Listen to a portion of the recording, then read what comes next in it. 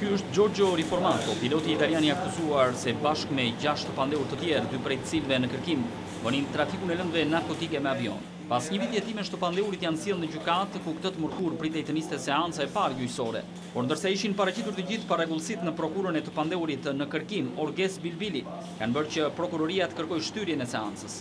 Vetë Riformato ishte i pranishëm në seancë. Me ndihmën e ambasadës kishte zgjedhur si mbrojtës avokatin Tonin Prendi, ndërsa nga gjykata i ishte e caktuar edhe një përkthyese e licencuar.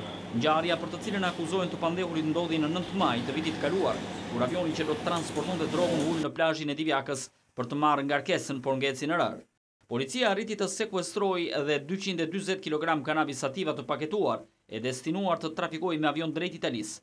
Riformato i ka qëndruar pohimeve të dhëna përpara prokurorëve pas arrestimit se nuk ka lidhje me drogën e kapur në Divjak, organizatorin e trafikut, dhe se avioni i tij pa i përbëri ulje të detyrueshme për shkak të një defekti.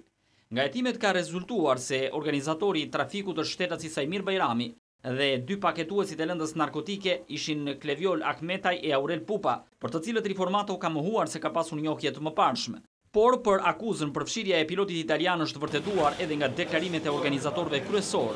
Sipas prokurorëve, Sajmir Bajrami është shprehur se Riformato kishte pranuar të bënte transportimin e lëndës narkotike në rrugë ajrore nga Shqipëria drejt Italisë kundrejt çmimit prej 400 eurosh për 1 kilogram drogë.